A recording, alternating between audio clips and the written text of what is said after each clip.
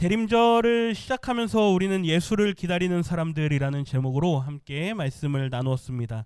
첫째 주에는 이사야 61장을 본문으로 예수를 필요로 하는 사람들이 누구인가, 예수님께서 오시기는 오시는데 어떤 사람들을 위해서 오시는가, 그래서 가난한 자들, 그리고 마음이 상한 자들, 그리고 포로된 자들을 위해서 주님이 오신다. 우리 모두는 다 예수를 필요로 하는 사람들인 줄 믿습니다. 이 자리에 모인 우리 한 사람 어느 누구도 예수가 필요 없다라고 말할 수 있는 사람은 없습니다. 우리는 다 예수를 필요로 하는 사람이고 우리가 그러한 상황 가운데 있는 자들이라는 것이죠. 우리를 위해서 주님이 오셨다라고 하는 것입니다. 두 번째 시간에는 그렇다면 오시기로 약속하신 그분은 어떤 분이고 또 그분이 오셨을 때 어떤 일들이 일어나는가. 그분은 임마누엘로 우리에게 오신다. 다시 한번 합니다. 임과 함께, 임마누엘. 그래서 우리와 함께 하시는 그분, 우리와 함께 하시는 그분이 이 땅의 왕으로 오실 것인데, 그분이 오시면 그분이 다스리는 그의 나라는 어떤 나라인가. 그래서 이리와 어린 양이 함께 살고 표범과 어린 양이 어린 염소가 함께 누울 것이다. 송아지와 어린 사자가 함께 있는 곳, 해함도 없고 상함도 없고 눈물도 없는 그곳, 그곳이 임마누엘이 다스리는 영원한 하나님의 나라다라고 말씀드렸습니다. 우리 모두는 그 나라를 소망하는 사람들입니다. 예수를 기다린다라는 것이 무슨 의미냐? 임마누엘로 이 땅에 오시는 그분의 그 나라를 소망한다라는 의미입니다. 그래서 우리가 예수님을 기다릴 때 그냥 기다리는 것이 아니라 영원한 하나님의 나라가 우리 가운데 이루어지기를 원합니다. 이러한 마음으로 기다리실 수 있는 우리 성도님들이 되셔야 될 줄 믿습니다. 지난주에는 나이가 많아서 그리고 아이를 가질 수 없는 이 엘리사벳과 사가랴라고 하는 그 제사장 집안에 하나님의 천사인 가브리엘이 찾아와서 세례 요한의 잉태를 고지하는 그 말씀을 함께 나눴습니다. 그는 성전에서 제사를 드리는 제사장의 신분이지만 그는 광야와 들로 나가서 주님의 오실 길을 준비하고 주님을 맞이할 백성들의 마음을 준비하는 일을 했습니다. 엘리야의 심정을 가지고 늘 회개를 선포하고 물로 세례를 베푸는 일을 했죠. 주님이 오시기를 위해서는 반드시 그 전에 와야만 하는 자가 있다. 그리고 말라기서에 예언된 대로 그 예언을 성취하기 위해서 세례 요한을 이 가정에 보내주셨다라는 그 말씀을 통해서 우리도 주님이 다시 오시기까지 늘 우리의 마음을 점검하고 늘 하나님 앞에 회개하면서 주님의 다시 오심을 준비하는 우리 모두가 되어야 되겠다라는 말씀을 함께 나눴습니다. 하나님께서 우리에게 보내주실 그 메시아, 이제 정말로 그 메시아가 우리에게 찾아오실 것인데, 그렇다면 그분은 어떤 가정에 또 어떤 상황 가운데 오시게 될 것인가. 오늘은 예수를 기다리는 사람들 네 번째 시간의 말씀입니다. 우리 본문 말씀 26절을 먼저 읽어보겠습니다. 같이 읽습니다. 여섯째 달에 천사 가브리엘이 하나님의 보내심을 받아 갈릴리 나사렛이란 동네에 가서, 아멘. 처음 시작이 날짜로 나옵니다. 몇 번째 달에요? 여섯째 달에. 언제로부터 여섯째 날일까요? 여섯째 달일까요?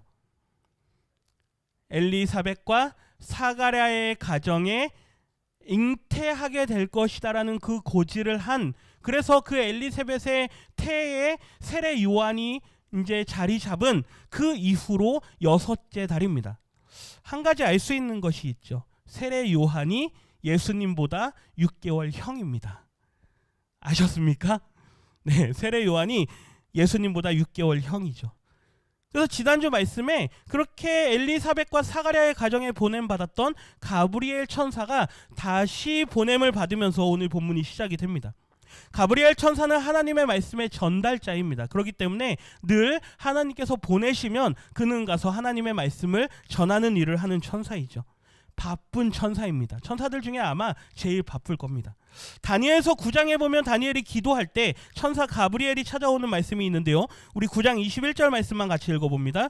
곧 내가 기도할 때에 이전에 환상 중에 본 그 사람 가브리엘이 빨리 날아서 저녁 제사를 드릴 때 즈음에 내게 이르더니, 그러면서 하나님께서 너의 기도를 들으셨다. 그러니 하나님께서 나를 보내셔서 너에게 말씀을 전하라라고 말씀하셨다. 그러면서 천사 가브리엘이 찾아옵니다. 오늘 찾아온 곳은 갈릴리 나사렛이라는 동네입니다. 아주 작은 시골 마을입니다. 그런데 6개월 전에 보냄받았던 지역은 어디일까요?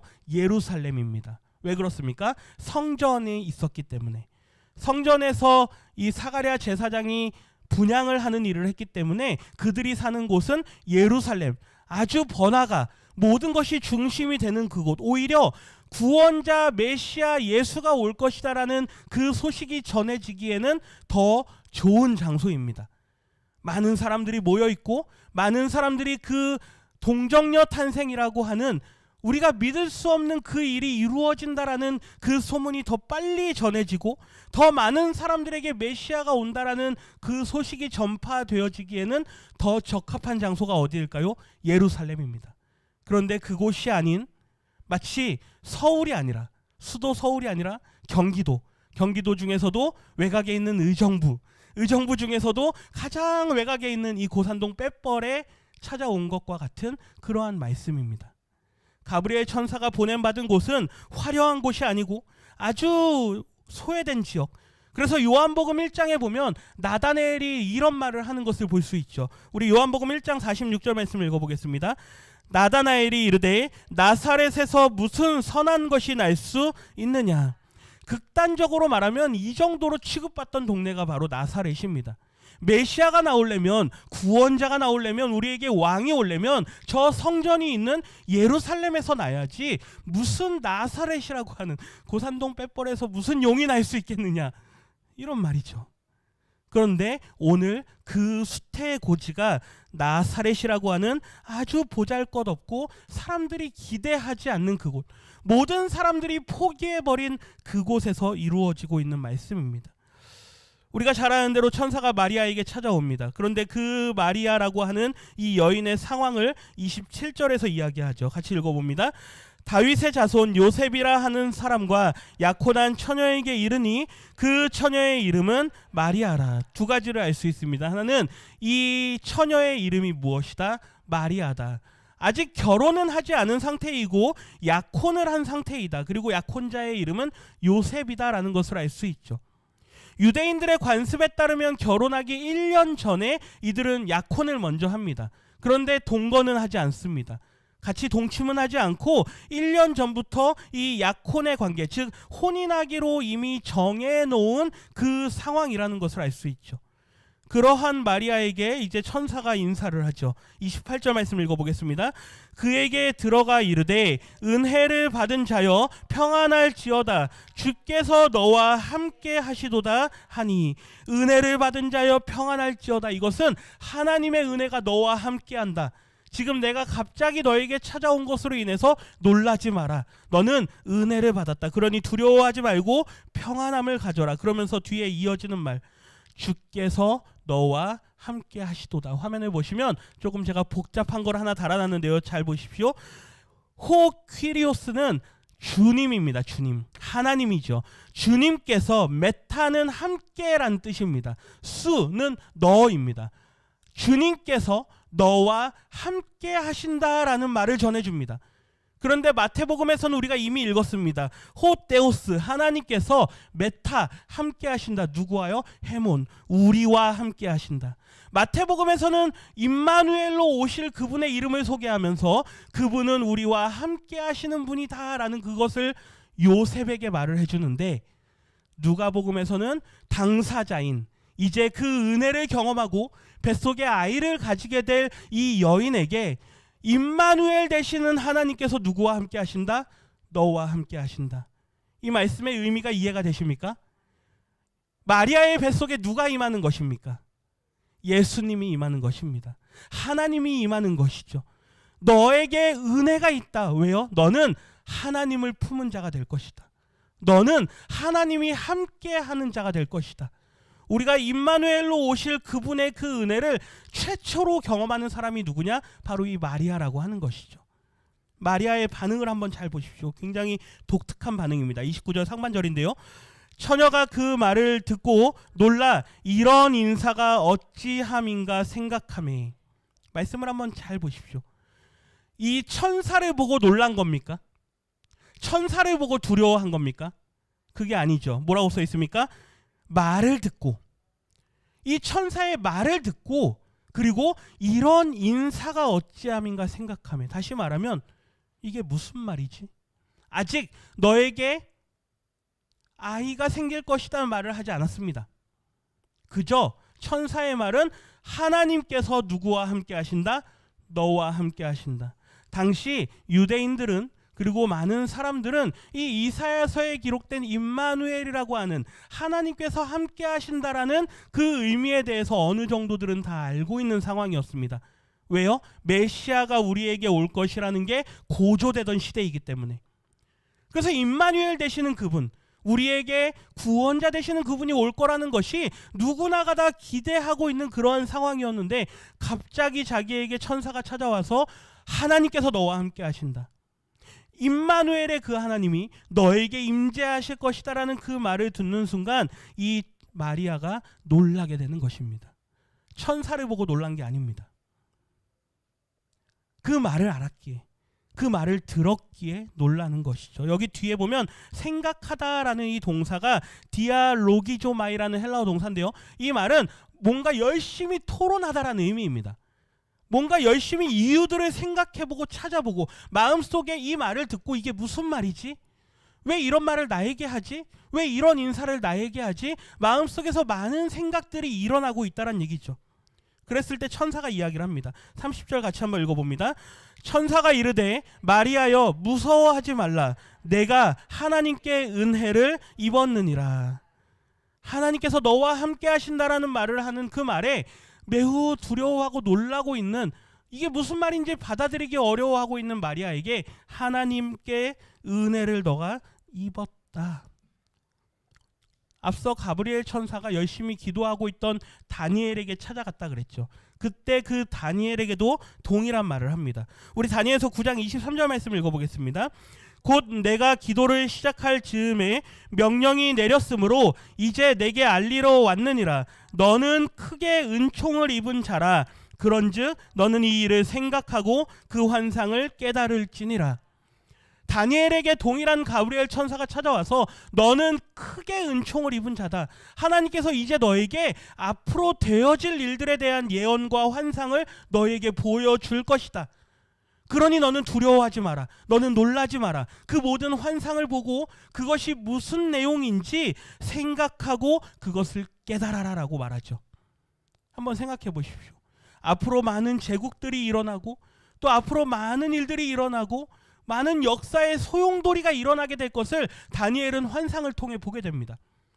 그리고 마지막 때에 메시아를 보내주실 것이라는 것을 많은 환상들을 통해서 보게 되죠. 그가 얼마나 놀라겠습니까? 그가 얼마나 두려워하겠습니까? 우리 성도님들 밤에 주무시다가 꿈을 하나 꿉니다. 좋은 꿈이면 얼마나 좋겠습니까? 악몽 같은 꿈을 꿉니다. 생각하기도 싫고 아주 무섭고 두려운 꿈을 꿉니다. 저희 아이들이 아침에 일어나서 한 번씩 이야기할 때가 있습니다. 기분이 안 좋게 일어나면 어떤 일이 있었을까요? 밤에 무서운 꿈을 꾼 거죠.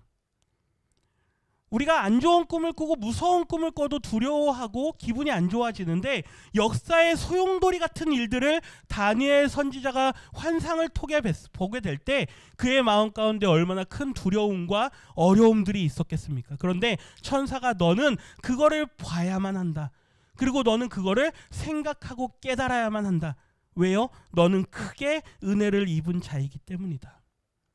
오늘 마리아도 아직 결혼도 하지 않은 상태, 약혼만 한 상태, 아직 남자를 알지 모르는 그 상태에서 이제 앞으로 전해줄 그 말이 너에게 있는데, 이 말을 너가 듣고 두려워하거나 놀라지 말아야 된다. 너는 크게 은혜를 입은 자다라고 말하는 것이죠.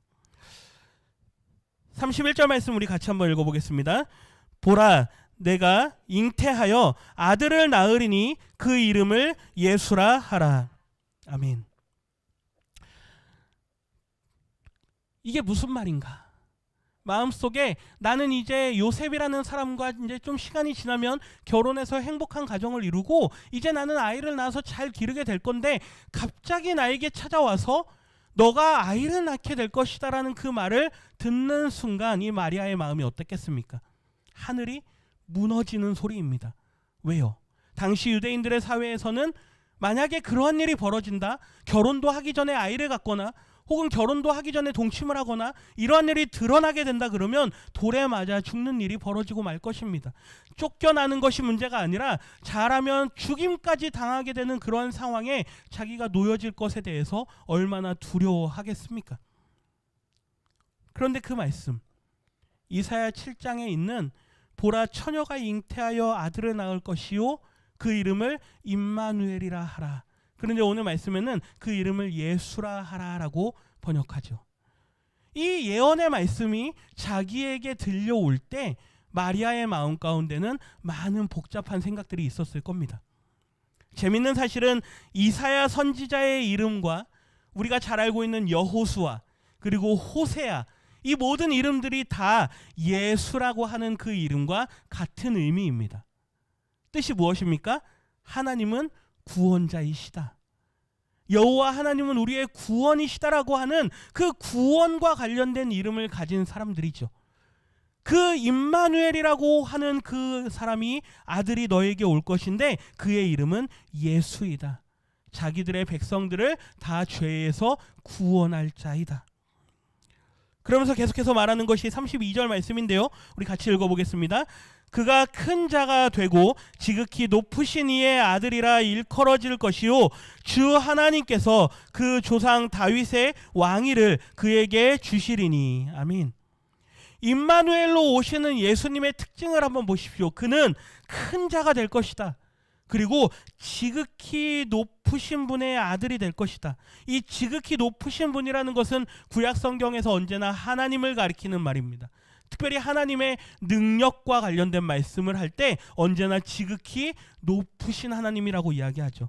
뒤에 보면 35절 상반절에서도 하나님을 다시 한번 언급할 때 이 표현을 쓰는데요. 이 말씀을 먼저 읽어봅니다. 천사가 대답하여 이르되 성령이 내게 임하시고 지극히 높으신 이의 능력이 너를 덮으시리니. 지극히 높으신 자, 그 지극히 높으신 하나님의 아들로서 너의 가운데 오게 될 그분이다라고 이야기를 하죠. 세 번째는 그 조상의 다윗의 왕위를 이어받을 분이 너의 뱃속에 잉태하게 될 것이다. 큰 자가 될 것이고 지극히 높으신 하나님의 아들이 될 것이고 그는 그 옛날 약속된 다윗의 왕조를 다시 이룰 그분이다. 그분이 너의 뱃속에, 너의 태 속에 임하게 될 것이다라는 그것을 알려주는 말씀입니다. 요셉의 족보를 거슬러 올라가 보면 다윗의 혈통을 통해서 예수님이 나오는 것을 알 수 있습니다. 우리 33절 말씀을 같이 한번 읽어보겠습니다. 33절입니다. 영원히 야곱의 집을 왕으로 다스리실 것이며 그 나라가 무궁하리라. 다윗의 계보를 통해서 다윗의 자손으로 오실 그 아들은 이제 온 세상을 통치하는 왕이 될 것인데 그의 나라는 무궁할 것이다. 그리고 앞에 있는 영원할 것이다라는 이 말씀을 마리아에게 들려줍니다. 주기도문에서 마지막에 보면 나라와 권세와 영광이 누구에게요? 아버지께 어떻게 있습니까? 영원히 있습니다라고 할 때 그 영원히와 같은 말입니다. 다시 말하면 영원 전부터 존재하고 계시는 그 하나님의 영원성이 이제 예수님에게 그대로 이어진다는 얘기죠. 너가 얼마나 은혜를 받은 자냐, 너가 얼마나 축복을 받은 자냐면 너의 태중에 임하게 될 그 아기는 하나님의 영원성을 가진 자다.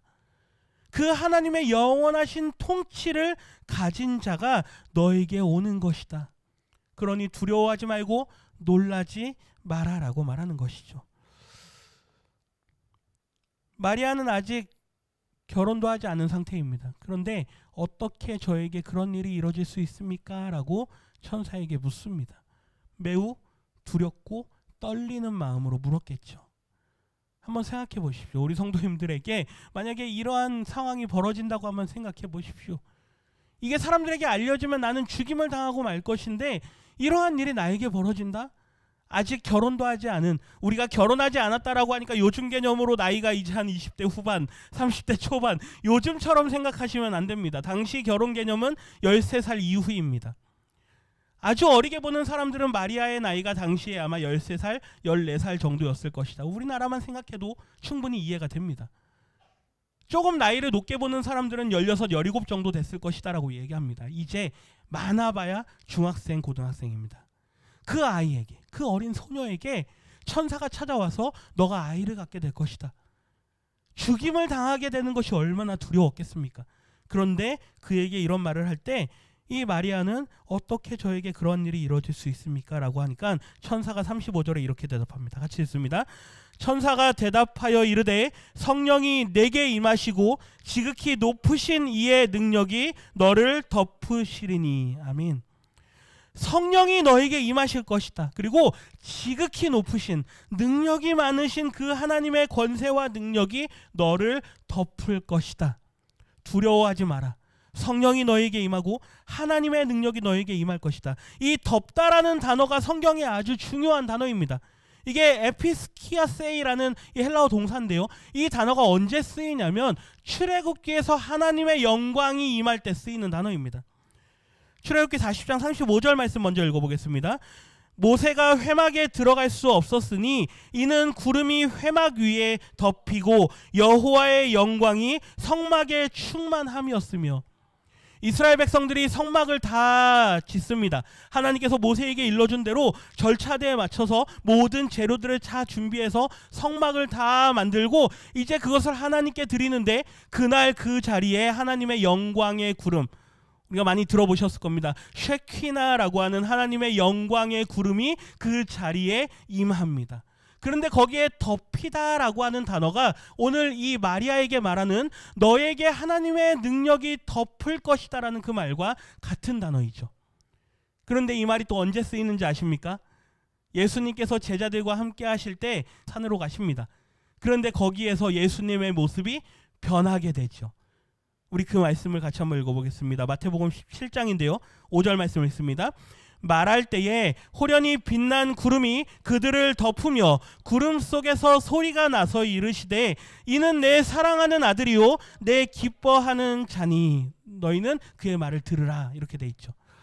이때 구름이 덮이는 이 상황, 하나님의 임재가 임하는 그 상황 가운데 어떤 일이 일어납니까? 예수님의 모습이 변형됩니다. 그러면서 모세와 엘리야와 대화하는 그 장면을 보게 되죠. 그런데 더 놀라운 건 그때 누구의 음성이 들립니까? 하나님의 음성이 들립니다. 하나님의 임재가 있을 때, 하나님의 능력이 임할 때, 하나님의 능력이 마리아를 덮을 때 사람들이 생각할 때 말도 안 되는 그런 상식에서 벗어나는 그 일이 일어난다라고 하는 것이죠. 우리 성도님들도 기도하십시오. 하나님의 능력이 저를 덮어주시기를 소원합니다. 하나님의 능력이 우리의 가정을 덮어주시기를 소원합니다. 하나님의 능력이 우리의 교회를, 이 나라를 덮으실 때 우리가 말도 안 된다라고 말하는 그 일이 우리의 삶에, 우리의 가정에, 우리의 자녀들에게, 이 교회 가운데, 이 나라 가운데 일어나기를 소원합니다라는 그 기도가 우리의 기도가 되어야 되는 것입니다. 오늘 천사의 말이 그 말이죠. 하나님의 능력이 너를 덮을 것이다. 하반절 말씀 읽겠습니다. 이러므로 나실 바 거룩한 이는 하나님의 아들이라 일컬어지리라. 지극히 높으신 이의 아들이라 일컬음을 받게 될 것이다. 그는 하나님의 아들이 될 것이다. 그러면서 이 계속 믿지 못하고 있는 이 마리아에게 앞서 6개월 전에 만났던 엘리사벳의 상황을 들려줍니다. 우리 26절과 27절 같이 한번 읽어보겠습니다. 보라, 내 친족 엘리사벳도 늙어서 아들을 배었느니라. 본래 임신하지 못한다고 알려진 이가 이미 6달이 되었나니 대저 하나님의 모든 말씀은 능하지 못하심이 없느니라. 아멘. 26절을 먼저 좀 36절을 보여주십시오. 본래 임신하지 못한다라고 알려진 사람이었습니다. 엘리사벳은. 그의 태에 어떤 일이 있었는지 모르지만 그는 아이를 가질 수 없는 상황이다라는 게 이미 사람들이 다 알고 있는 상황이었죠. 거기에 나이도 많았습니다. 그런데 그 일이 누구에게 일어납니까? 엘리사벳과 사가랴의 가정에 일어납니다. 그러면서 뒤에 37절 말씀, 대저 하나님의 모든 무엇은요? 말씀은, 하나님의 말씀은 능치 못한 것이 없다. 하나님께서 말씀하시면 그대로 되어진다. 이게 언제부터 시작입니까? 창조 때부터입니다. 하나님께서 말씀으로 세상을 창조하신 그 일들, 그 역사를 알지 않느냐? 여기 말씀이라고 하는 이 단어는 우리가 보통 말씀은 로고스, 기록된 말씀을 로고스라 그러는데 여기서는 레마라는 단어를 씁니다. 이것은 역동성을 이야기합니다. 역사하는 하나님의 말씀, 살아 움직이는 하나님의 말씀, 능력 있는 하나님의 말씀, 하나님의 모든 말씀은, 일하시는 하나님의 그 모든 말씀은, 동적인 움직임이 나타나는 이 모든 말씀은 능치 못한 것이 없다. 하나님의 능력이 나를 덮어주십시오. 그리고 그 역사하시는 하나님의 말씀이 나에게 살아 역사해 주십시오. 이 기도가 내년도 2023년도 우리의 한 해, 아니 우리의 남은 평생의 기도가 되어야 될 줄 믿습니다. 말씀하시는 그 하나님께 능치 못한 것이 없다. 38절 말씀, 이 말씀을 들은 마리아의 반응을 한번 읽어보겠습니다. 마리아가 이르되 주의 여종이오니 말씀대로 내게 이루어지이다 하매 천사가 떠나가니라. 마리아가 하는 말입니다. 주의 무엇입니다? 여종입니다. 이 여종이라는 말, 이것은 둘로스라고 하는 노예, 노비, 종, 자기의 권리를 주장할 수 없는, 그저 시키면 시키는 대로 할 수밖에 없는 그 노예를 둘로스라고 합니다. 이 둘레라고 하는 건 여성형 단어인데요. 저는 하나님의 종입니다. 저는 권리를 주장하지 않겠습니다. 나는 아직 처녀이고 아직 결혼도 하지 않은 상태이지만 제 권리를 주장할 수 있지만 저는 저의 권리를 주장하지 않고 저는 주님의 종이 되겠습니다.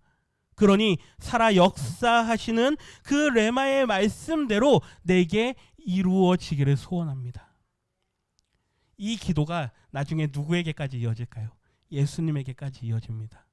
십자가를 지는 그 자리에서 저는 이것을 마시지 않아도 됩니다. 이 잔을 마시지 않아도 됩니다. 그리고 마시고 싶지가 않습니다. 그러나 저는 저의 권리를 주장하지 않겠습니다. 이것이 하나님의 뜻이라면 제가 십자가를 지겠습니다. 예수님도 동일하게 자신의 권리를 주장하지 않는 모습을 보여주죠. 마리아는 자신의 임신 사실이 밝혀질 경우 요셉으로부터 쫓김을 당하는 것뿐만 아니라 돌에 맞아 죽임에 처하는 그러한 상황까지 처하게 될 것입니다. 그럼에도 불구하고 모든 것을 다 누구에게 맡겨드리는 것입니까? 하나님께 맡겨드리는 것입니다. 우리의 삶의 모든 것을 하나님께 맡겨드립니다라고 할 때는 내 주장이나 나의 선택권이나 어떤 나의 권리를 앞세우는 것이 아니라는 것이죠. 하나님, 저는 하나님의 종입니다. 그 상황이 어떤 상황이든, 앞으로 나에게 닥칠 상황이 어떤 상황이든 저는 그저 그 되어지는 일대로 따르겠습니다. 이 고백이 주의 말씀대로 이루어지다라는 그 고백에 담겨있는 말씀이죠. 뒤에 보면 46절에서부터 55절까지가 마리아 창가라고 부르는 마리아의 노래가 나옵니다. 놀라운 것은 그냥 단순히 자신의 삶에 기적이 일어났다 그 정도가 아닙니다. 이 여인은 역사를 아는 여인입니다. 그녀의 역사관을 볼 수 있는데요.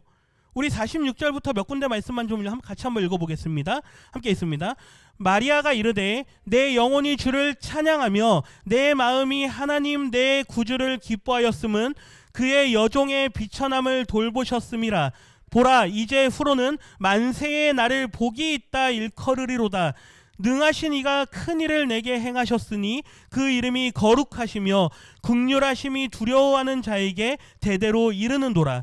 그 종 이스라엘을 도우사 긍휼히 여기시고 기억하시되 우리 조상에게 말씀하신 것과 같이 아브라함과 그 자손에게 영원히 하시리로다 하니라. 아멘. 하나님께서 옛날 우리 조상 아브라함을 시작으로 우리 조상들에게 예언하셨던 그 말씀들이 이제 나를 통해서 이루어진다. 이후에, 지금까지는 역사 이야기입니다. 그런데 이제 이후로 앞으로 되어질 모든 세대에 내가 복이 있는 자다 일컬어질 것이다. 이 여인은 분명한 역사관을 가지고 있습니다. 과거의 역사는 하나님께서 아브라함을 통하여 시작하신 역사이라면 이제 이후로는 예수님을 기점으로 해서 내가 얼마나 복이 있는 자인가를 많은 사람들이 이야기할 것이다. 역사를 생각할 줄 아는 여인이죠. 이사야서 41장에 보면 하나님께서 우상들과 변론하는 장면이 나옵니다. 하나님께서 얼마나 역사를 중요하게 여기시는 분이신가, 이걸 볼 수 있는데요. 이 말씀까지 읽고 말씀을 정리하겠습니다. 우리 21절부터 24절까지 말씀인데요. 같이 한번 뜻을 생각하면서 함께 읽습니다. 나 여호와가 말하노니 너희 우상들은 소송하라. 야곱의 왕이 말하노니 너희는 확실한 증거를 보이라. 장차 당할 일을 우리에게 진술하라. 또 이전 일이 어떠한 것도 알게 하라. 우리가 마음에 두고 그 결말을 알아보리라. 혹 앞으로 올 일을 듣게 하며 뒤에 올 일을 알게 하라. 그리하면 너희가 신들인 줄 우리가 알리라. 또 복을 내리든지 재난을 내리든지 하라. 우리가 함께 보고 놀라리라. 보라, 너희는 아무것도 아니며 너희 일은 허망하며 너희를 택한 자는 가증하니라. 아멘. 하나님께서 우상들에게 하는 말입니다. 24절, 21절 보십시오. 너희 우상들은 소송하라. 다시 말하면 나에게 재판을 한번 걸어봐라. 너희 우상들아, 나 여호와 하나님과 한번 재판장에 서보자. 22절 보면 장차 당할 일을 우리에게 말하라. 앞으로 무슨 일이 일어날 것인가 한번 예언해봐라. 또 이전 일이 어떠한 것도 한번 얘기해봐라. 과거 역사에서는 어떤 일이 있었는가 한번 얘기해봐라. 우리가 마음에 두고 그 결말을 한번 보겠다. 너희가 예언하고 너희가 과거의 일들이 얼마나 서로 연관성이 있었고 너희가 그것을 얼마나 잘 알고 있었는지 내가 한번 그 과거의 결과들을 보겠다. 혹 앞으로 올 일을 듣게 하며 한번 예언을 한번 해봐라. 23절, 뒤에 올 일을 알게 하라. 그리고 그 예언 뒤에 따라올 역사를 우리에게 한번 이야기해봐라. 이전 일이 어떠한 것도 알게 해봐라. 우리가 마음에 두고 그 결말을 보겠다. 복을 내리든지 재난을 내리든지 우리가 그 모든 것들을 한번 보고 우리를 놀라게 해봐라. 너희 우상들아. 하나님께서 우상들을 향해서 얼마나 심각한 말로 그들에게 말하는 줄 모릅니다. 너희가 역사를 아느냐? 너희가 한번 예언을 해봤느냐? 그러나 나 여호와는 예언하는 여호와 하나님이고 그 예언한 것을 역사로 이루는 하나님이다. 그게 하나님의 말씀입니다. 24절에 보면 보라, 너희는 아무것도 아니다. 너희 우상들아, 너희는 아무것도 아니다. 너희는 예언할 줄도 모르고 너희는 그것을 이룰 줄도 모른다. 너희는 그것을 역사로 만드는 그런 능력이 없다. 너희 일은 허망할 뿐이다. 그리고 너희를 택하는 우상을 숭배하는 자들은 가증한 자들이다. 하나님께서 이사야 선지자를 통해서 이 말씀을 우리에게 주실 때는 하나님이 어떠한 분이신가를 깨달라는 것입니다. 하나님은 어떤 분이십니까? 예언하시는 분이십니다. 그리고 그 예언하신 것을 이루시고 성취하시는 분이십니다. 우리는 그것을 역사라고 이야기합니다.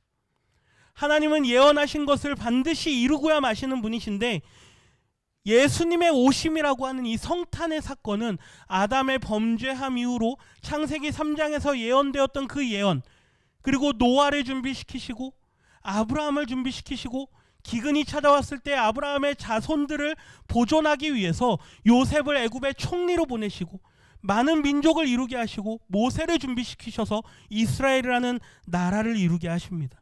그리고 다윗을 준비시키시고 이제 그의 씨를 통해서 메시아가 올 것을 이루어 가시는 과정이 구약의 말씀이죠. 그러나 이스라엘 백성들은 어떻습니까? 언제나 가증한 백성이었습니다. 우상을 숭배하고 하나님이 아닌 다른 우상을 따라가기에 바쁜 사람들이었죠. 그들을 향해서 선지자들을 보내십니다. 회개하고 돌아오라. 그러면 내가 너희를 구원할 것이다. 그러나 어떻습니까? 하나님의 말씀을 듣지 않습니다. 결국 이스라엘이라는 그 나라가 멸망하고 맙니다. 그리고 400년이 지나서 약속된 메시아가, 예언된 메시아가 역사를 이루기 위해서 이 땅 가운데 오셨다라는 것이 성탄의 사건이라는 것이죠. 이것을 어떻게 꾸며낸 이야기라고 말할 수 있겠습니까? 이것을 어떻게 그냥 사람들이 말로 지어낸 것이다라고 말할 수 있겠습니까? 예언하시고 그것을 이루신 분이 하나님이신데 더 놀라운 것은 성경은 한 사람이 쓴 게 아닙니다. 많은 사람들이 많은 세대에 걸쳐서 기록해서 하나로 모였는데 이것을 다 묶어보니 이야기가 다 누구의 이야기입니까? 보내실 예수님, 그리고 오신 예수님, 그리고 오실 예수님에 관한 이야기로 연결되어진다는 것입니다. 이걸 쓰신 분이 누구일까요? 하나님입니다.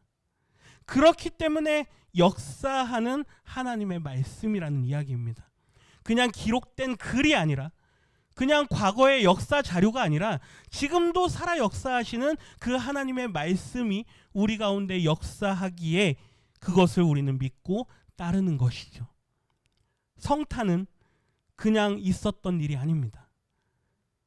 아담 이후로, 아니 창세전부터 하나님께서 계획하시고 아주 섬세하게 준비하신 그 일을 2000년 전에 이 땅 가운데 보내심으로 첫 번째 이루어 주신 일입니다. 그리고 예수님의 다시 오심을 기다리는 우리 모두에게 주시는 구원의 기쁜 소식이라고 하는 것이죠. 우리는 예수를 기다리는 사람들입니다. 이 성탄의 계절에 다시 오실 그 주님을 기다리면서 역사를 이루시는 그분, 예언하신 그 모든 것들이 역사가 되어질 때까지 우리는 주님을 믿음으로 끝까지 따르겠습니다라고 고백하시는 우리 모든 성도님들이 되시기를 주님의 이름으로 축원합니다. 기도합니다. 하나님 감사합니다. 성탄절을 보내며 우리가 늘 분위기에 취해 늘 기쁨과 즐거움과 또한 성탄의 노래가 있고 늘 해오던 대로 그렇게 성탄을 맞이하는 것이 아니라 예수님이 어떠한 분이신지, 우리에게 오시기로 하신 그분이 어떠한 분이신지에 대해서 우리가 기록된 이 말씀을 통해 바로 깨닫고 다시 오시겠다 약속하신 그 주님을 끝까지 기다리겠다라는 그 믿음의 결단으로 이 성탄을 보내는 우리가 되기를 소원합니다. 시간이 지나가는 것을 우리가 계절을 통해 알 수 있듯이 주님이 예언하신 그 모든 것들이 역사를 통해 이루어졌다라는 것을 우리가 말씀을 통해 깨닫게 하시고 이제 예언하신 대로 다시 오실 거라는 그 말씀을 우리가 붙들고 믿음으로 승리하며 늘 주님을 기다리는 믿음의 성도들이 되게 하여 주시옵소서. 감사드리며 예수님의 이름으로 기도드립니다. 아멘.